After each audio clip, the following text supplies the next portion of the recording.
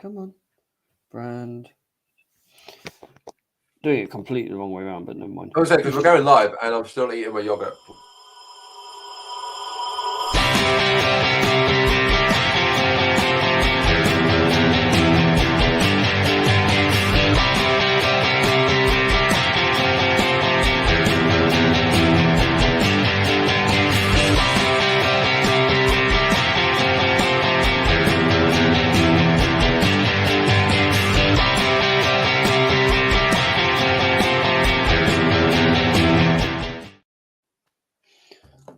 Good evening and welcome to the Third and Long podcast. It's Thursday night. It's week 14. We're like 2 weeks away from Christmas, and it's just me and him, me and Mr. Perrins tonight. The other two got work or something, or getting drunk in Ollie's case. Unacceptable. But yes. Unacceptable. Oh yes. How are you, Mr. Perrins? I'm grand. I'm grand. It's weird still being called Mr. Perrins by like an adult. I get to spend most of my time throughout the day being called Mr. Perrins. Yeah, just welcome this evening to all our big Dilfer fans and our Dilfettes, as we're going to get balls deep, pun there, in some pretty interesting NFL stuff. I mean, what I've got planned for this week in football is actually very, very relevant to what's gone on this week in NFL in general. So it's a lovely kind of like art reflecting history. Oh yes. Just to clarify, Ollie is on a works Christmas do. He's got 2 on the bounce. 2 Thursdays on the bounce, apparently. How does that work? I mean, how many jobs does he have? Like, genuinely? I know he's a lot younger than us, but how has he got so much energy? Like, all I wanted to do was watch Taskmaster and go to bed. Oh, Taskmaster was awesome. What is it? Krypton Factor back in the days. Oh my god! Oh, and Crystal Maze. Oh, with yes. Richard O'Brien. Oh, brilliant! I can see you dressed up as Richard O'Brien. We'll just get like a ball cap. Oh, yeah, absolutely. I've got like. Go on. Anyway, we'll get up into the NFL stuff. Everyone was Kung Dil fighting. Oh everybody was Kung Dil fighting. Not MILF as in Zach. Right, well, he's got a lot more spare time now, doesn't he? Zach. He's got more spare time than he did previously, so he is definitely on the prowl tonight in New York because he's definitely not working the weekend. Oh no! Let's roll on to Sunday Night Football, which was close until the last quarter. What Sunday? Monday. Colts and the Cowboys. Yeah, Colts and the Cowboys. Yes, yeah. So let me just get that game up on our little stats here. Oh, poor old Jeff Saturday. Poor Jeff Saturday. I think since I've started backing him, he hasn't won a game. So, because he won his first game, and I got on the bandwagon for the last 3 weeks, and they've been 1-3 since. So yeah, I mean the Cowboys. Their 9-3 record to me still feels very, very. It doesn't feel genuine because I don't think they've played anybody yet. And I know I mentioned it a couple of weeks ago on the pod where I talked about like somebody's got to stop the Cowboys hype train because there is no hype train, and before we know it, they're going to be in the Super Bowl, and nobody wants to see that because nobody, nobody unless you own a VHS player has seen the Cowboys in a Super Bowl in the past near 30 years, and we don't need that. We don't need them to get 6. How no? But 5's enough. Yeah, Colts are tank bowling, and the Cowboys. Yeah, I mean, Micah Parsons is quality. I think they found out a great way of not using Ezekiel anymore, but I'm still not sold on Zach. I think this is like this is make or break season for Zach. Not for Zach, sorry, for Dak, sorry.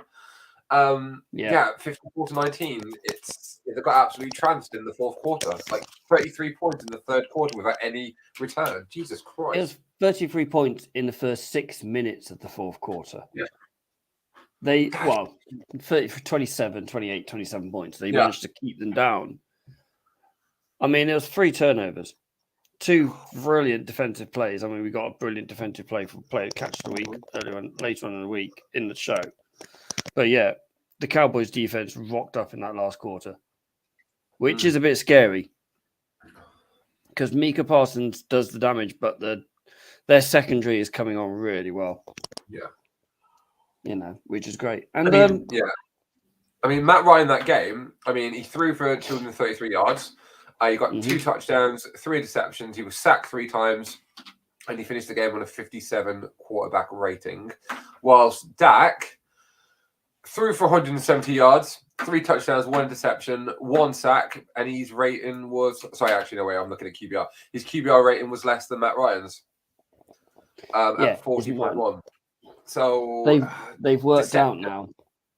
They worked out when Cooper Rush was subbing in that the best way for this offense to work is let Zeke and let Pollard do the main work, and then feed CeeDee Lamb, Schultz, Gallup, Noah Brown. Let those wide receivers have 3 or 4 catches a game, and give them that chance, and it works for them, and that's fair play to them. It's looking really, really, really good. Monday Night Football. The GOAT cemented himself yet again as the GOAT. That last quarter win, last comeback win within 3 seconds to perfection.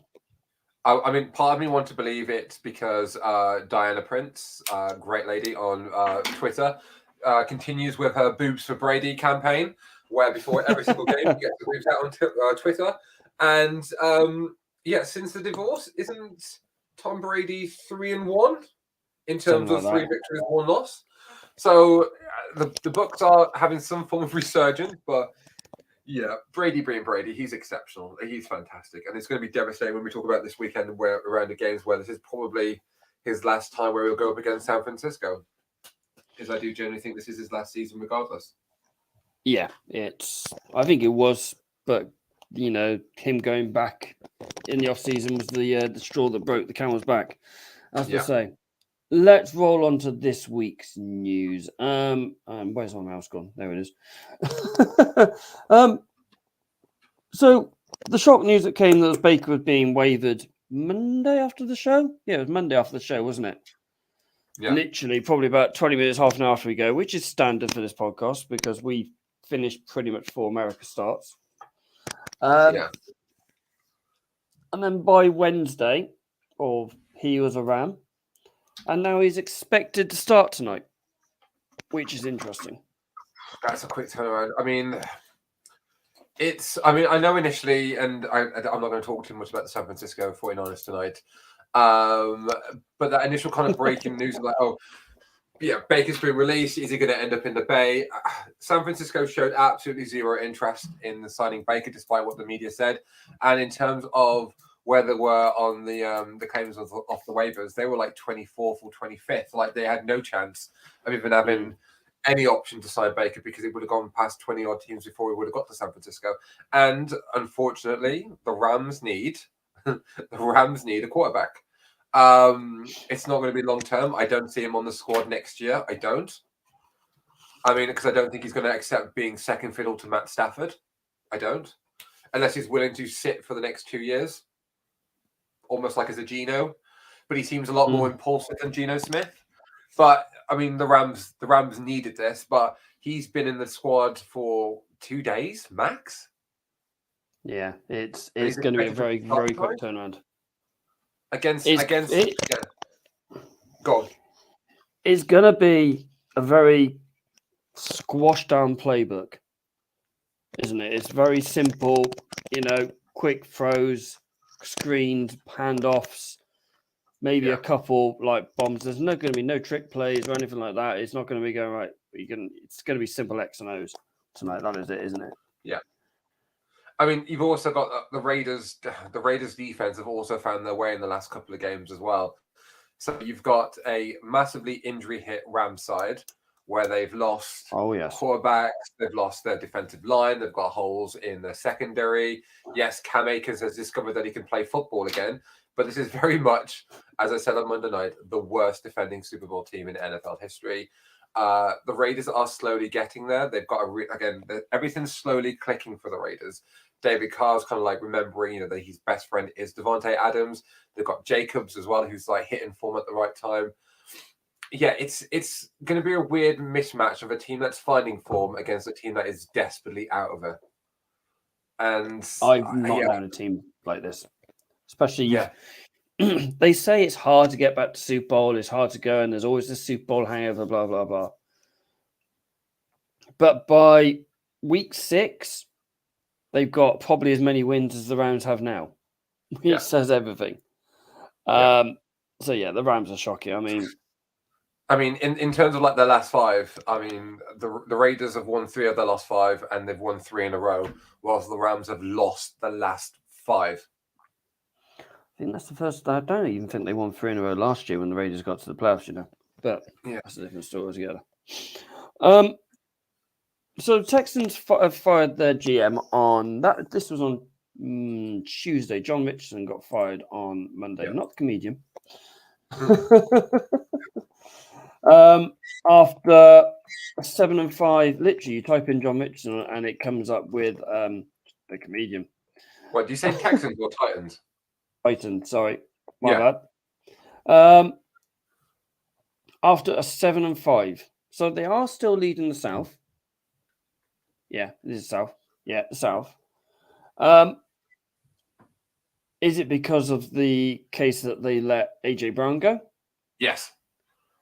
I think it's a mixture of massively lackluster draft picks, lackluster free agent signings, and not keeping their stars, especially considering like how AJ's doing in Philadelphia, and he's killing it. Like, he's absolutely killing it. Oh my God, he's been absolutely brilliant. You look at that Titan side, and if it doesn't go through King Henry, nothing at all happens on that offense.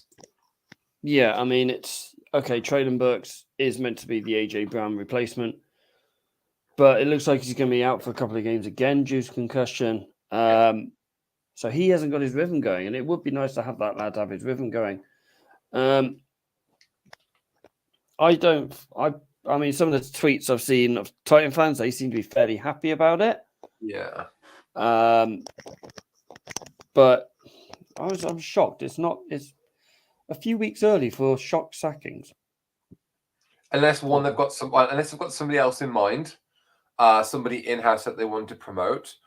Or, I mean, are the Titans likely to go to the playoffs? Maybe as a wild card? But would they be expected to do anything considering that they were 1 and done last year? No. And it's I think it's the right appointment. Yes, the timing is a bit odd considering that you could have gone in on what week we are now. We're week 14. You've still got like another 4 weeks. It's odd, but it's not surprising. Unless they're willing to go full on into rebuild mode in the offseason, which looks like it could be likely because I still think they need to look at Ryan Tannehill. Yeah, I mean, something's telling me they're not sold on Malik Willis. Might find that. I mean, they're 3 games ahead of Indianapolis. So Indianapolis on 8-4-1, and so is Jacksonville. So they are pretty much guaranteed a playoff because that division is trash. So you are going to win the division that way. Yes. Okay, you've got 3 games. You're going to be getting there. You're going to be guaranteed a playoff spot. You're going to be pretty much guaranteed, home ground for your first game. Fire in Malik Willis on the 18. If you want to give this guy a chance, put him in on the 18. Give Tannehill a break. See what happens. Because when you played him when Tannehill was injured, 90% of the snaps went through the run game. Yeah. Teams are starting to learn how to stop Henry now. I think he's coming less and less productive. Yeah. Another starter has fallen by the wayside. This broke about 3 hours ago, wasn't it? Desmond Ridder is now taking over QB1 role in Atlanta.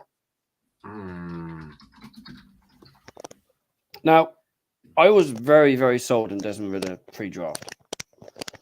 I thought this kid is absolutely brilliant. I reckon I generally thought he was going to be the first QB off the board. And I thought he could have gone a lot higher than round 2. Maybe he could have even gone round 1 because that's where he was good. I haven't seen much of him training camps, but the news is he does look good and they are pleased with him. Obviously, if they're going to be playing him the last 4 weeks of the season now. Yeah. The most winningest quarterback at collegiate level, his Cincinnati loved him there. Absolutely loved him in Cincinnati. So I'm looking forward to seeing him have the rock in his hand to see what he can do in the NFL. I mean, it's going to be interesting. Oh, who the Falcons got this week? Who do they have? Who do the Falcons have this week? I'm just trying to get it up now. They have. Oh, wait, no, it's their bye week. It's their bye week. Yeah, they've got New Orleans next week. Yeah. No, they got New Orleans. No, they got New Orleans this weekend. It's their bye week this weekend. Oh yeah, it is. Of course, they got it the other way around, don't they? They have it the other way around. Yeah. I saw 12 first and thought, oh yeah, of course it's going to be 12. So it's interesting that they've made this announcement and then they're on their bye week anyway, so it just gives them extra prep time. Yeah, the Falcons were a team that we said at the beginning of the season desperately were needing to look at that quarterback position, because when you've had 15 years of Matt Ryan and your whole organization was built around Matt Ryan and then suddenly letting him go, it does take a massive culture shock. It will be a massive culture shock to the established order there. It's going to be interesting. I've never been sold on Marcus Mariota. I like him as a person. I've just never been sure on him as a QB1. I think he could probably do the business as a QB2, which I think is something that Baker Mayfield's probably going to get used to, and as well as some other quarterbacks around the league. But we'll see. I mean, the Falcons are playing, a divisional rival, so it's going to be a heated game anyway. And will they be at home for that? Oh, let me just have a quick. No, it's at New Orleans. So it's at New Orleans. So I mean, he's kind of going into the fire here. He's going against a divisional rival where he can get really, really heated between the two of them, and he's in the dome. So that'll be interesting to see whether or not that'll be the Sky game that week. It might be. Yeah, it could be. I mean, it's interesting because they've got the next two games are away to New Orleans and then to Shano's lot, and then they've got Cards and Bucks at home on the last two games. So it's going to be interesting to see. I mean, their record's 5-8. They're only a game back, or 2 games back from Tampa. Yeah. If they had won on Sunday night, they would have been half a game back from pretty much from the playoffs. It's that is how bad it is. Oh, so bad. Let's roll on to Player of the Week. I'm going to start with. Would you like to talk about Mr. Dre Greenlaw, which was Ollie's Player of the Week? All right, so let me get the stats up from last game then, because I was going to talk about another 49er player that's on my list this week. Really? Yeah, well, who'd have thought that? Let me just get this up. So our little Ollie Bear, he's gone with Greenlaw.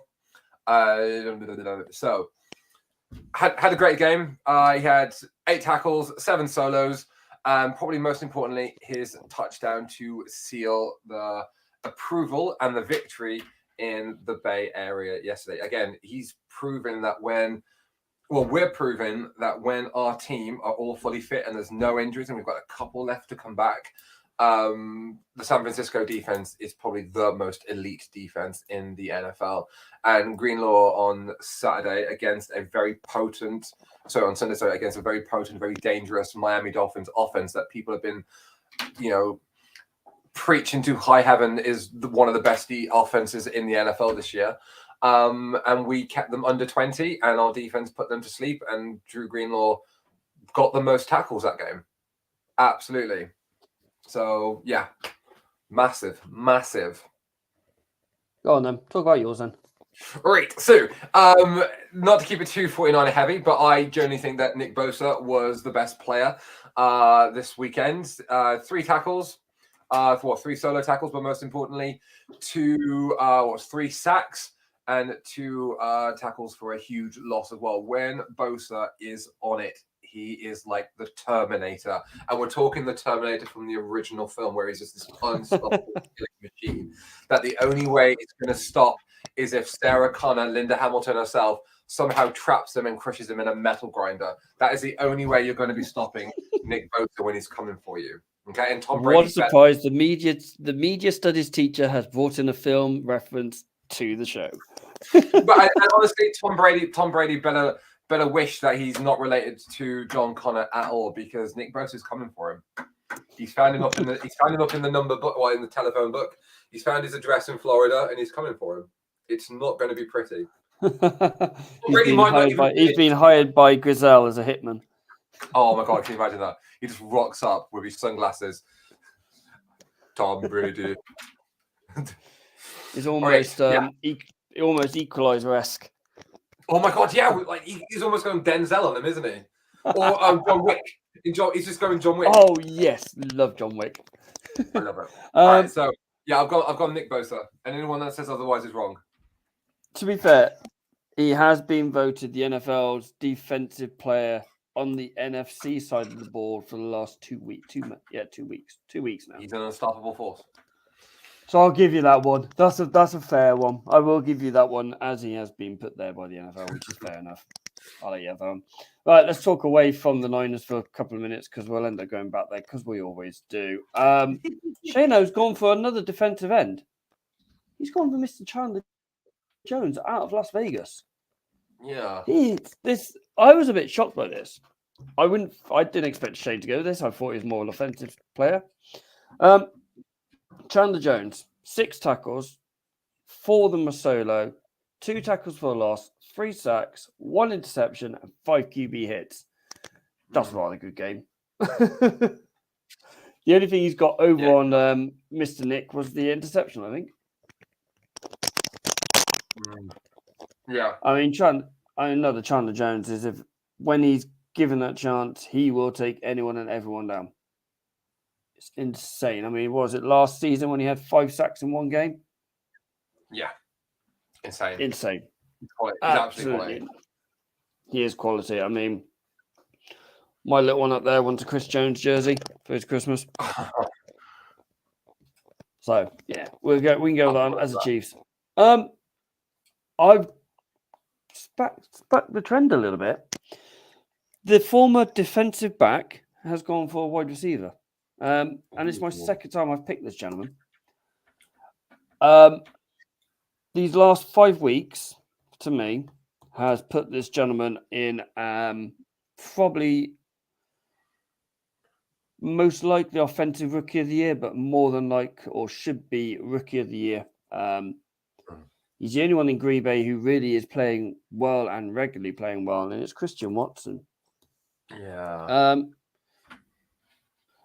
Had 1 rushing touchdown for 48 yards, and then he did his splash touchdown. He didn't look touched in the He had then 3 for 7 receptions. To be fair, 2 of the throws from Aaron Rodgers was I am just throwing it away not to get sacked for 48 yards and another touchdown. I generally think this guy is rookie of the year, especially offensive. There's a few DB rookies, Seattle being the one, Traylon Woolen, Jack Jones. Jack Jones in New England probably would push them for defensive rookie of the year. But yeah, this guy has been absolutely superb the second half of the season. And Aaron Rodgers shows now, because Aaron Rodgers is actually trusting him and giving him the rock. Yeah. It's just shame their other second round pick, Romeo Dobbs, he seems to be missing quite a few games, which is a bit worrying for them. Yeah. I mean, we'll have to see towards the end of the season how it happens next year. But he was talking about Aaron Rodgers, and I was talking to somebody that I work with, and we were talking about the wide receiver quarterback kind of relationship is so integral to any successful NFL team. And who was Aaron Rodgers' go-to guy for years in Green Bay? Cooper Kupp. No, not Cooper Kupp. Not Cooper. No, Coop. Cobb. Randall Cobb. It was the tight end, wasn't it? Yeah. Graham. No, not Jimmy. No. It's oh God, what was it? It's really going to bother me now. And he was with them for years. That's gonna play on my mind quite a bit, actually. Run that through the bottom again. Five greatest wide receivers in the Packers. Jordy Nelson. Jordy Nelson. Thank you. Good evening, Dave. Fan of Jordy Nelson. Yeah, he was good. So he's not been in the league for a few years now, has he? Yeah. But like he would like for years. Oh crap! I say years. So he was only with them for. He was in for 2 years. Wow. No. Wait, Jordy Nelson is more. But I'm on fan-sided. I don't know. Jordy Nelson was with them for longer. Oh, no, yeah, no, sorry, yeah. He was with the Packers from 08 until 17, and then he decided to finish out his career at the Raiders, like so many people before him. Yeah. I mean, he was Aaron's go-to guy for nearly a decade. Like, he was Aaron's trusted sidekick for nearly a decade. Oh, we are very good. Thank you, David. I hope you are well enjoying, and I hope Gibraltar's a little bit warmer than it is in England at the minute. Good ebony, David. Good ebony.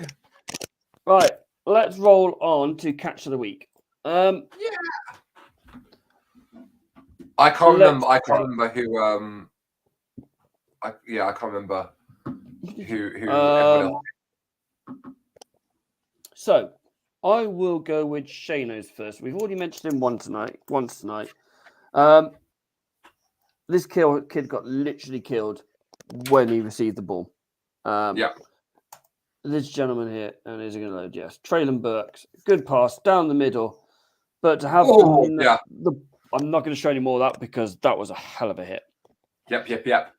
It always bothers me, like, and genuinely, and I don't mean to interrupt you, Ollie, I'm sorry, and you might think differently as a DB, but it always bothers me in the NFL when it's quite clearly a catch, and the DBs hit them anyway. Like, I don't know whether or not it's a reactionary or it's that momentum, but like, it always bothers me when it's quite clearly a catch, he's got the ball, he's not giving it up, it's going to be a touchdown anyway, and then you just see that just feels like you're roughing the receiver. I don't know, this always bothers me.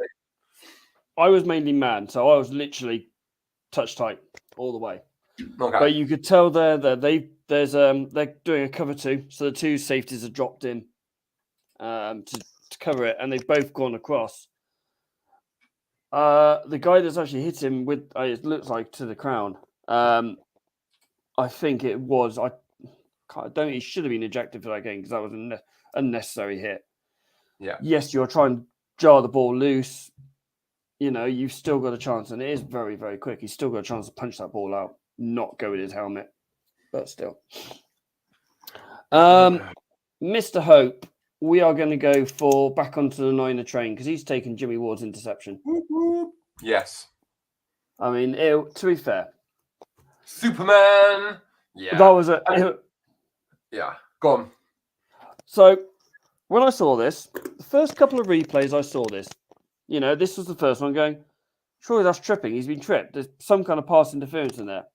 The second replay I saw it going, I'm still convinced there's DPI in there because no way is the guy come across, knocked him down without getting him. And then I've watched the other replay from the reverse angle going, actually, no, he's just lost his footing.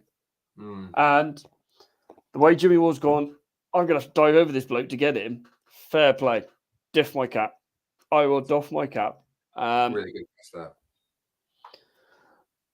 I've sat back. I've calmed down a little bit from Sunday night watching you guys. I've watched like quite big chunks of your game, and yeah, you deserve to win that one. Bar your first play. You know, the 75-yard touchdown. You were the better team in that game.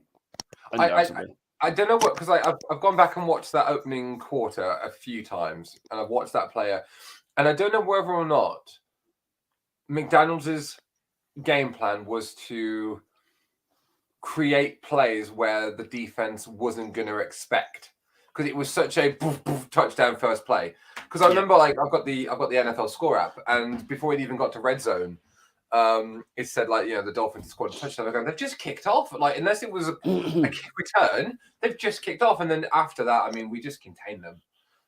It was kind of like, okay, they've shocked us. It's not happening again. Boom. And then it took our offense a while to get started, you know, with the Garoppolo and then Brute, like all that kind of stuff that we expect with the 49er offense. But yeah, at no point did I genuinely think that we were going to lose that game.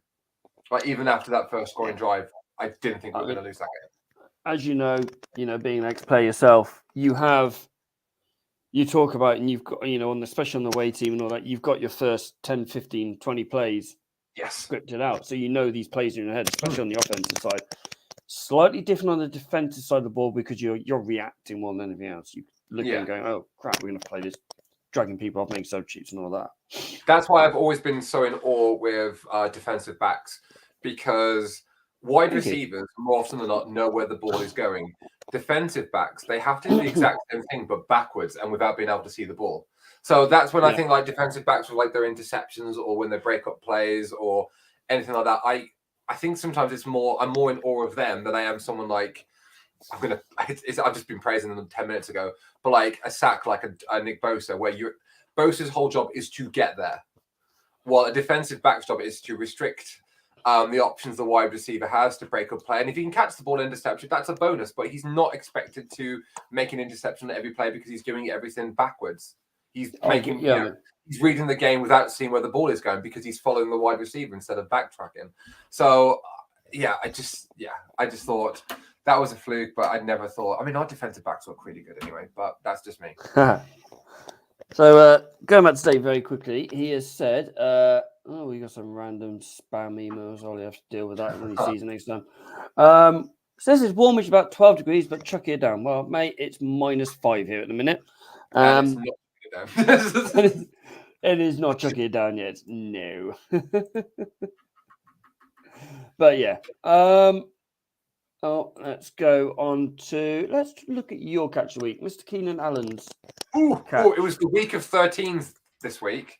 Brock Purdy and then Keenan Allen. Now, the video that I gave you, I couldn't find the one that they showed on Red Zone because I don't think it does it justice.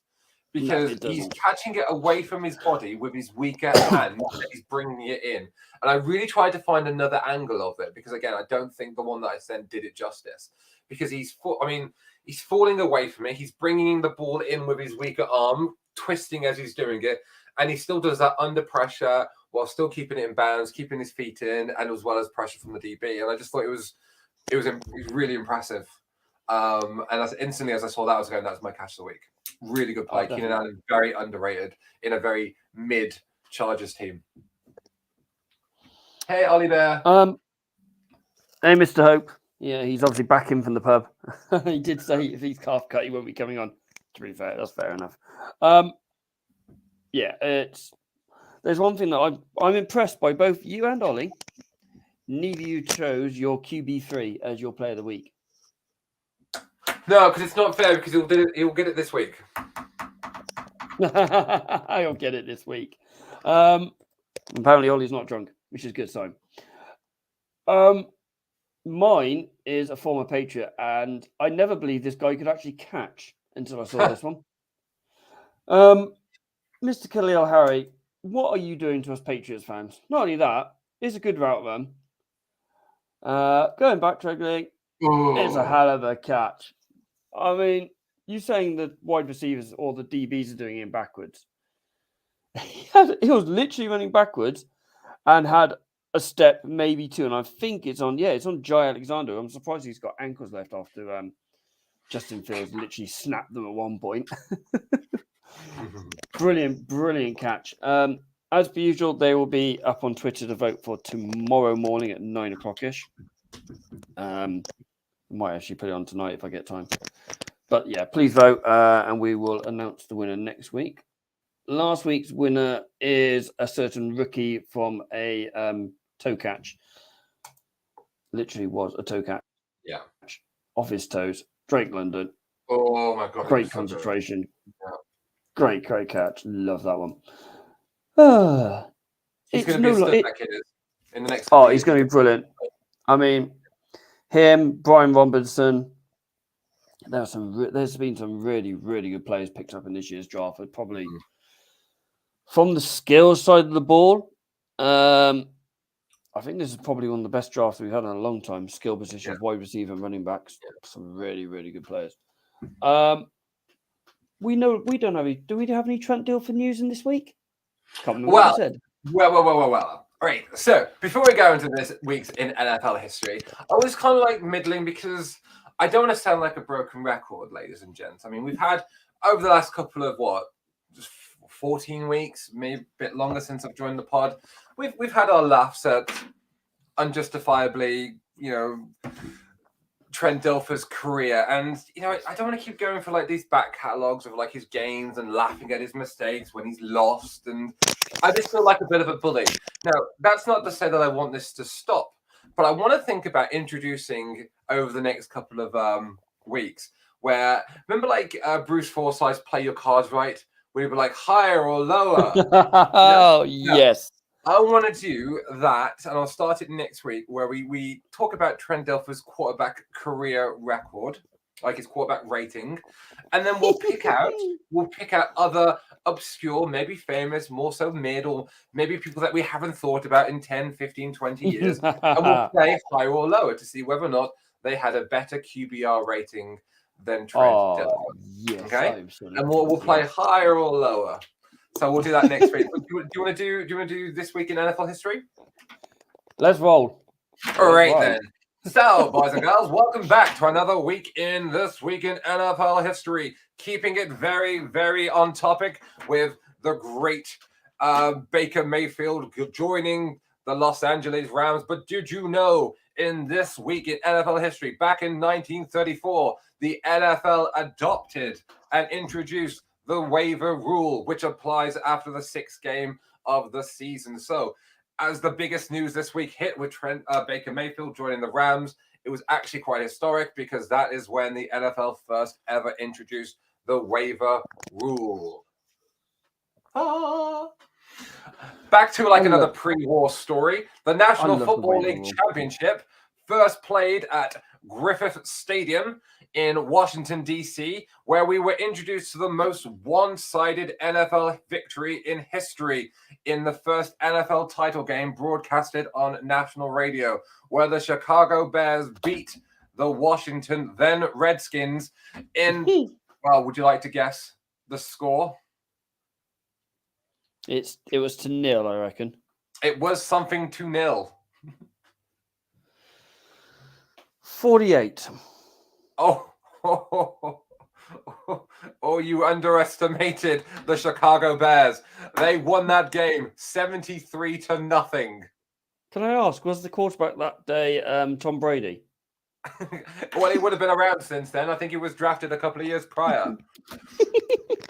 Mate, 78-0.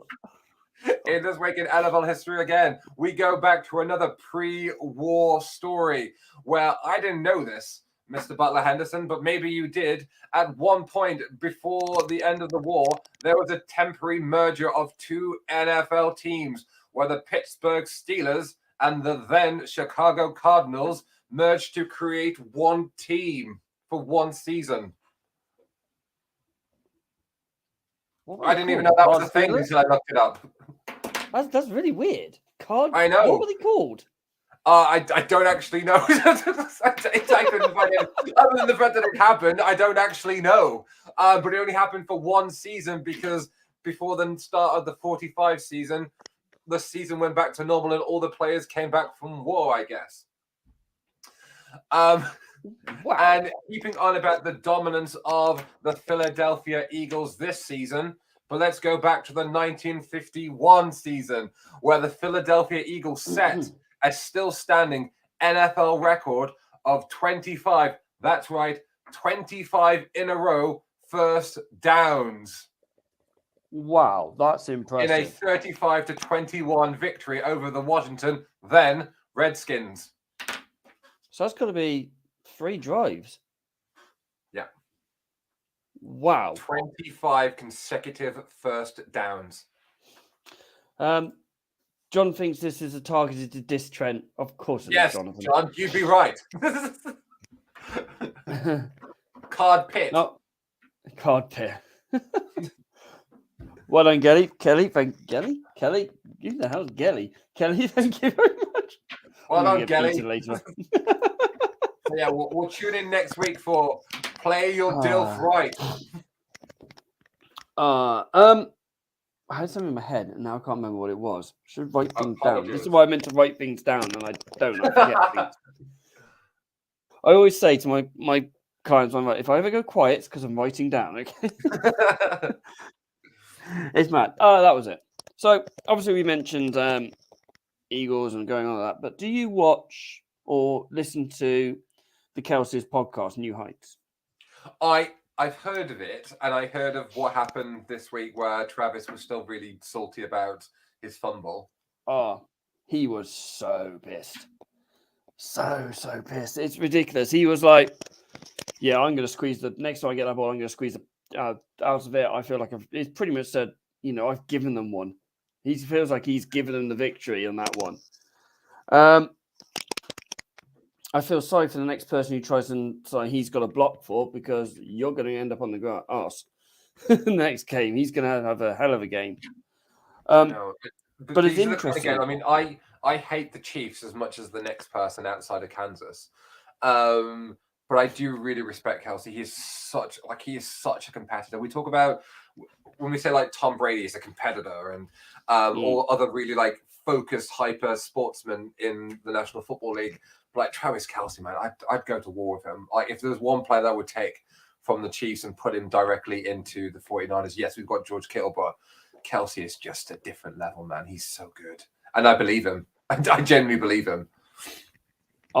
Imagine Kittle and Kelsey offensive. It'll be like Gronk and the other one that New England had for a while before he kind of did something silly and kind of no longer with us. The person that shall not be named. And I'm not on about Voldemort. Yeah, I mean, I've got massive respect for Kelsey. Massive going. I dropped a massive one there. I given the team, I gave them a win. But what's interesting is, I thank Kelly for this because she sent me this. So, Burrows is 0-3 against the Chiefs. 3-0 against Chiefs, but he's 0-4 against the Browns. Oof. And they are playing the Browns this weekend. Yeah. Which rolls us quite nicely onto this weekend's game, starting with... just go back to John, just to John for a second. He just asked, like, do you not like the Chiefs or do you not like Mahomes? Why not both? Why pick one? Why can't I just hate both? I went 20 years hating the New England Patriots. I can go 20 years hating the Chiefs. I kind of can't really not hate the Chiefs because there's a certain person upstairs that is a fan of the Chiefs and has a Mahomes jersey and has a Mahomes pillow and a Chiefs blanket.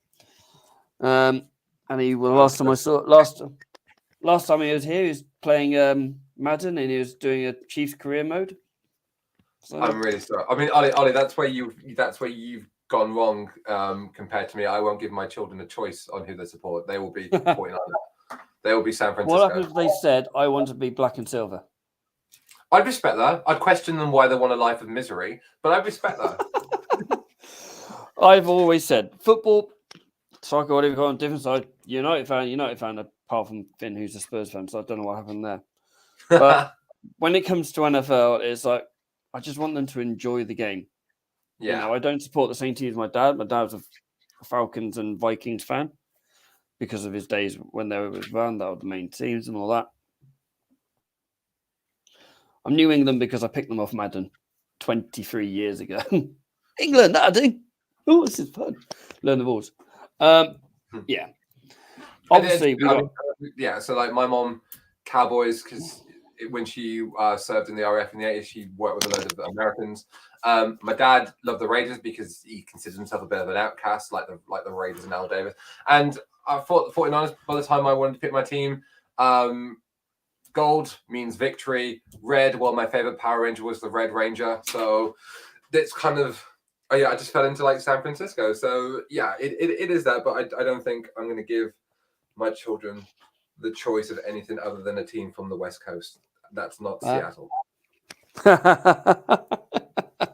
Yeah, I can really see your son going, Daddy, I want to be a Chickens fan. Oh, they would be. I put them up for adoption. I'm not even joking. Into the wood chipper they go. Oh, yes.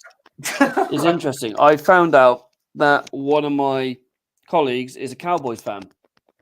Fair play. I get to him. Why are you a Cowboys fan? So his dad used to travel a lot for work, and he went to America, and he met Tony Romo, brought back a load of Cowboys merch. So that's how he's a Cowboys fan.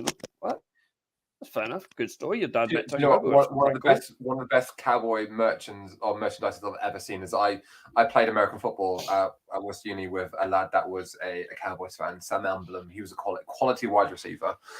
He was one of those wide receivers that he would play for Black Knights as well. Yeah, so a big fan of LPD.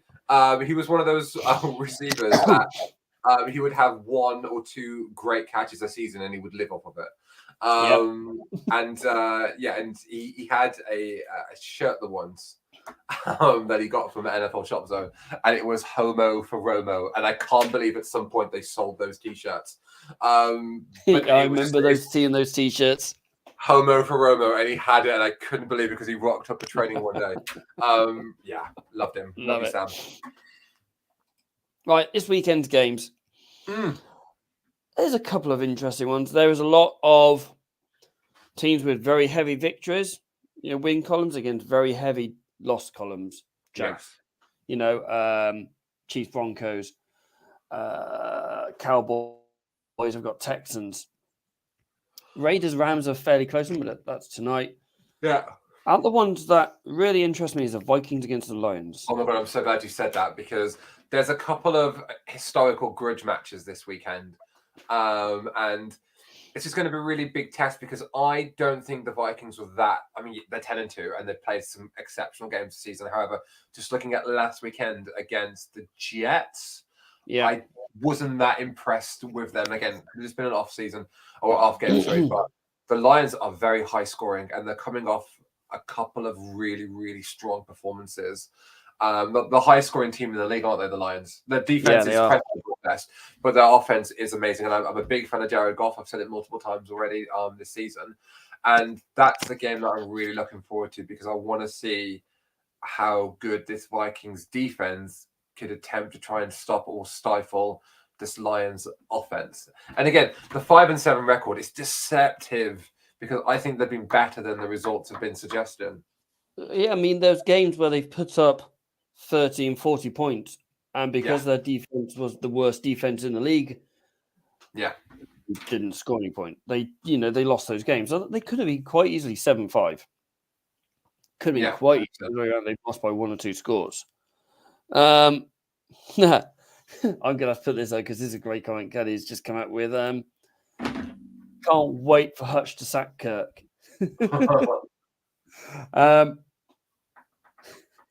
But yeah, John, whose dad are you on about, and whose dad are you with? Oh, he's talking about my dad, because my dad is a Raiders fan. Okay, fair enough. That's why I'm so. I mean, just growing up with my parents that were obsessed with 80s NFL, and then getting into the 90s. Just the amount of times I watched America's Game or documentaries of the NFL from the 80s and the 90s, and the 70s with the Steelers and the John Madden Raiders, and those classic AFC games between the Steelers and the Raiders. And I've just always been in love with that West Coast fancy, free flowing, creative NFL offense.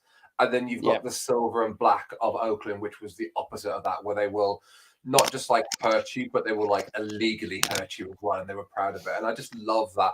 I mean, sometimes in sports you just need shithousery. For every Cristiano Ronaldo, you need a Vinnie Jones. And that's kind of what the Raiders were. And that's why I just would love to see that back to their promised land of them just being fun. And that you hate to play up against, because you have I'm playing against Brady this week, or I'm playing against Mahomes this week, or Allen. No one's going, oh man, I'm playing against the Raiders this week, and they're going to beat the living daylights out of me. Ted Henry,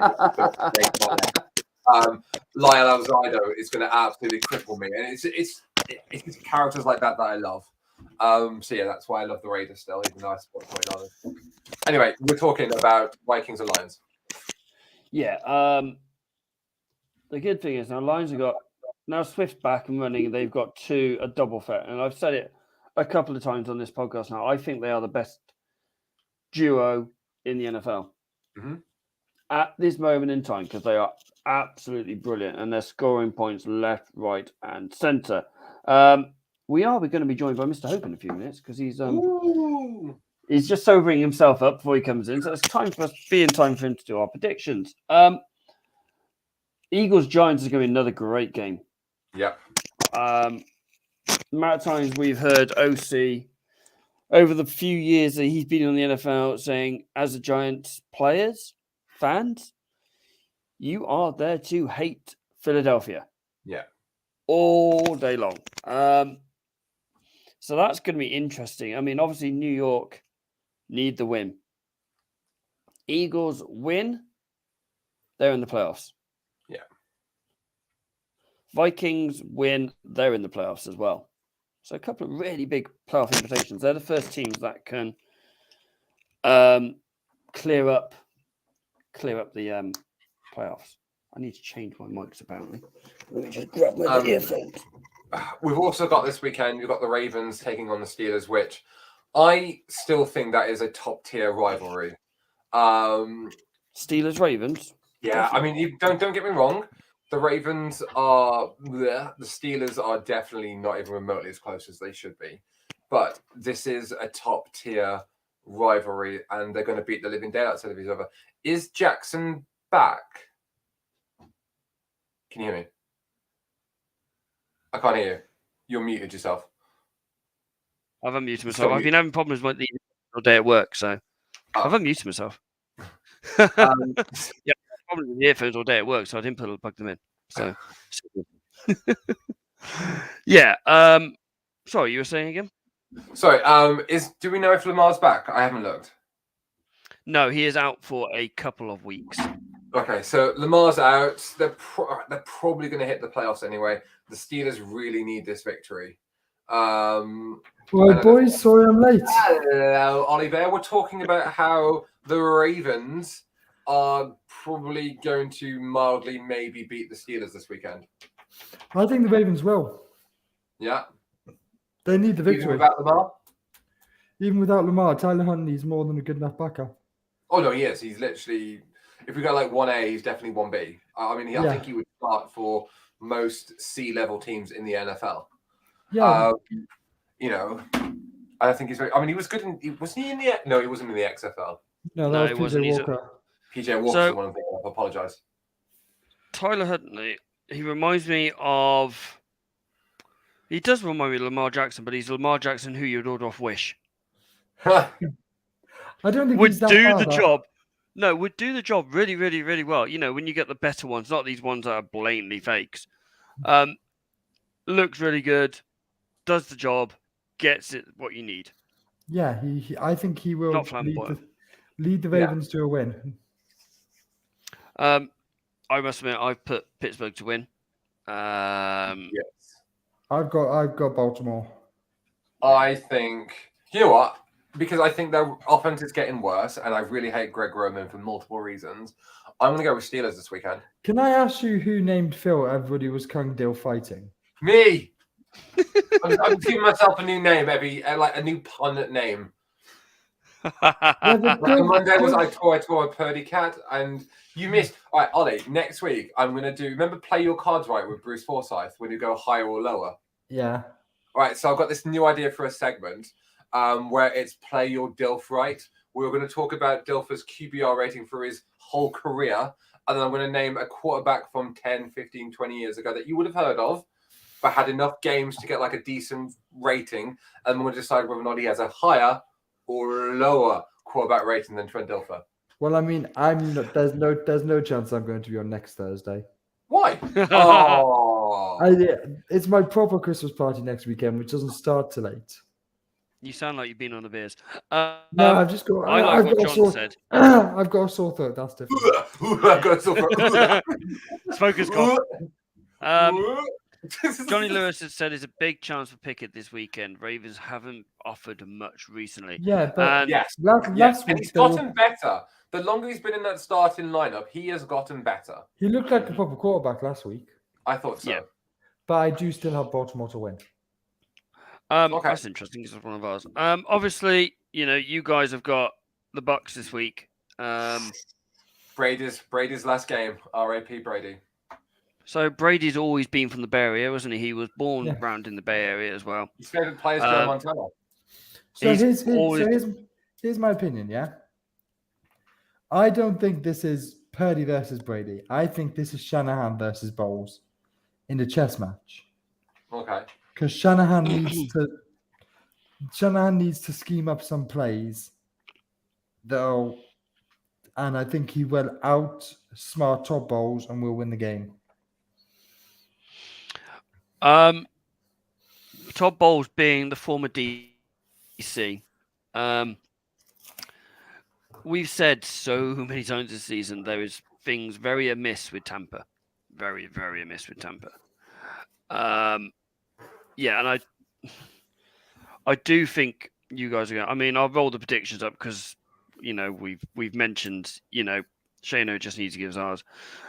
There is something very, very amiss with Tampa. There's a reason they're 6-6, and it's not all on Brady's off-field things. No, it's not. There's a lot of stuff wrong. I mean, I think they are missing a lot of key players from that team from last year. Yeah, Tristan Wirfs is going to be a massive miss. And Dominic Sue as well. Yeah. He doesn't. His stats don't show everything, but he takes a lot of pressure off other people. But with Tristan Wirfs injured, with Armstead back to full fitness, Bosa, Ebukam, I think will eat their O-line alive. Are we all going Niners? Yes. Yes. Yeah. Even with third string Brock Purdy, or big cock Brock, as we're going to call him. BCB. We've got Debo, Ayuk, Kittle.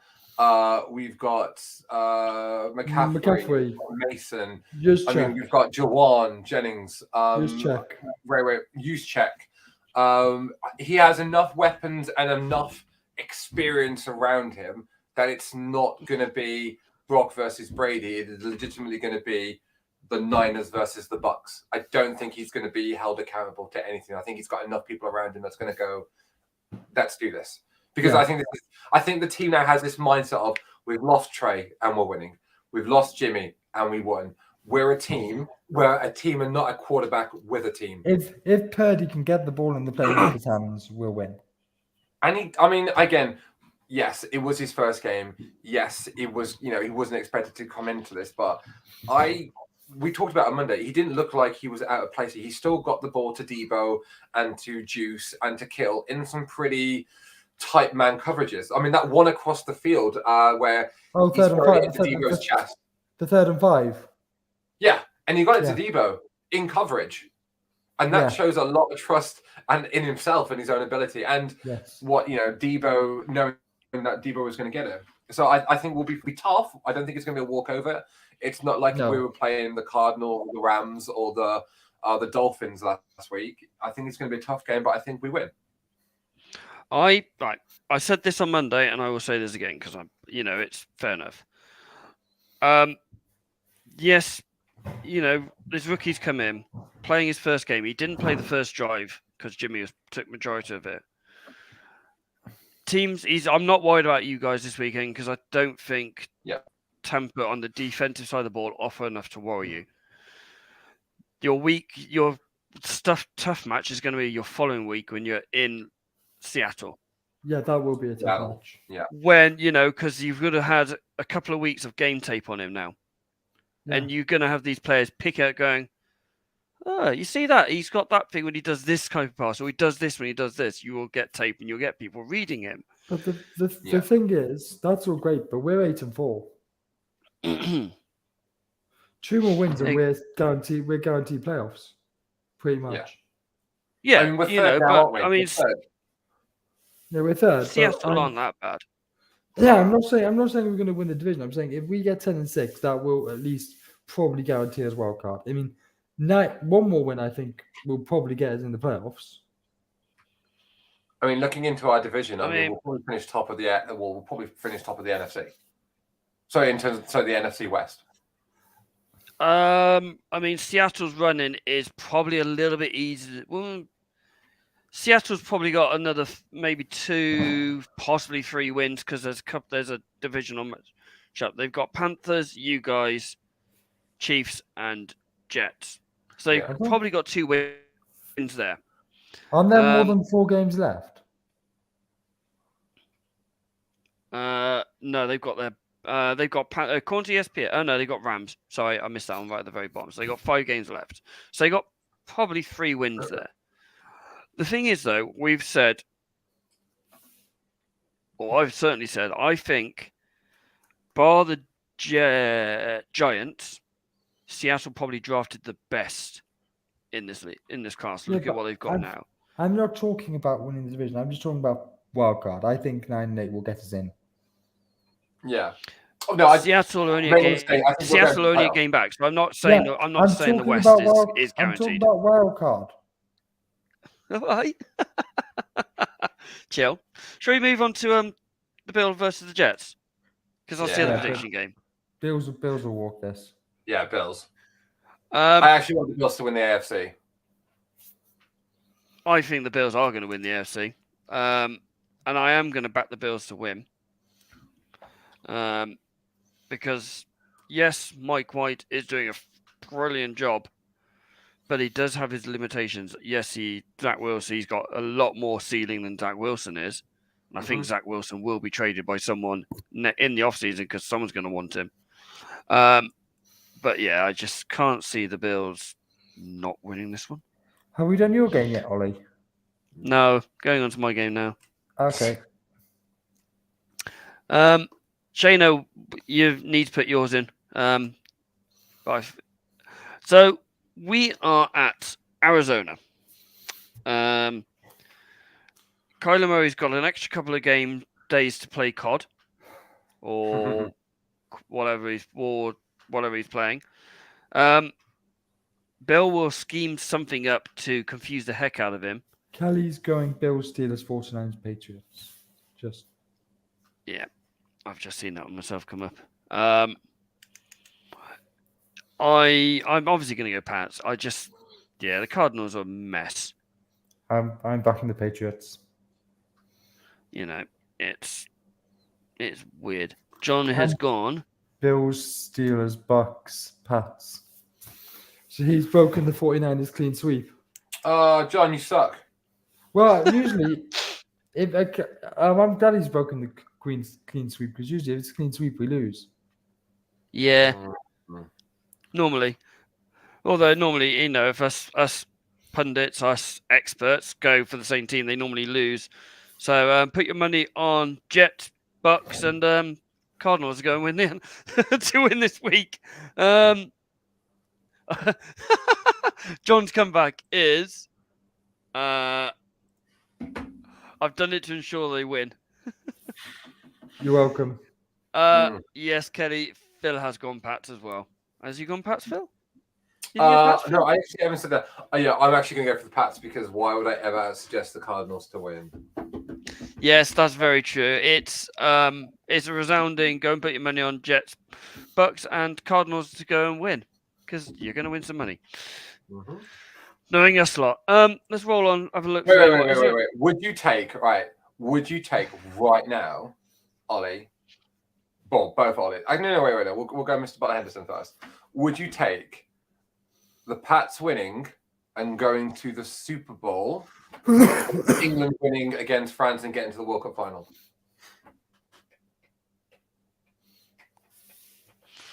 Purely the fact because I haven't seen England go to a World Cup final, I would take that because it would be the first time in my lifetime I've seen England in the World Cup.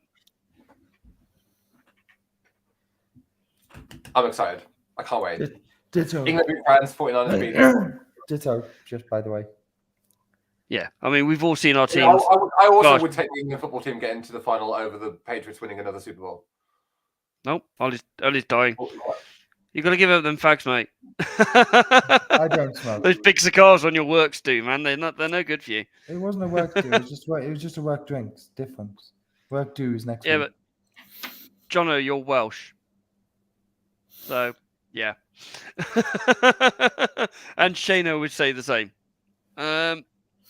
Yes. Okay. It has been another brilliant show, as per usual. Mr. Phil, it has been great having 50 minutes just me and you, sir. And I enjoyed it, mate. It was a great time. Oh, we're going to have a show when it's just me and you again in the off-season just talking about playing. Oh my god, and how we got into it, and I'll be actually that's something to look forward to. Yeah, 100%. Yeah, that would be a great one. Ollie, thank you for joining us. I'm back Go and from get the yourself pub back now. to bed. Go and get yourself back down the pub. Nah, I'm good. I'm good to bed now. Yeah. I'm old now. I can't hack it. Hang on, said, Kelly's just come up with a yeah, comment. me too. Yeah. Although they said the final not win it, so obviously they love the misery, John. Yeah, but we didn't Yeah. say they'd lose either. Well, sorry, Kelly. What's your nationality? She meant Kelly's us Welsh, three. mate. Kelly's Welsh. She's Welsh, man. okay, right. I am so sorry for your World Cup final against England that you lost in the group stages. That was your World Cup. That is the biggest game that the Welsh football team will ever have in their lives. Forget getting to the semi-final of the Euros. Playing us in the World Cup and getting hammered is the highlight of Welsh football. Be careful, everybody was Kung Dill fighting. Be careful. Tread carefully. Ladies and gentlemen, keep yourself warm, wrap yourself up warm. It is bitterly cold out there. It is like -6 at the moment, according to my computer. And that's in Gloucestershire. John, you're being called a sore winner here, Phil. Yeah, I am a sore winner. I'm a sore loser, and I'm even worse winner. Honestly, I am. Yeah, I'm more insufferable when I win than when we lose. And Kelly's claiming she's not bothered. I'm not sure I believe her, but. So I'm not even going to win. Kelly, I apologize. I don't even dislike you. I actually quite like you a lot, so I apologize if I feel like I'm winding you up. It's just the Englishman in me. Yep. Ladies and gentlemen, stay warm, stay safe. We will see you Monday, 8:30. Good night.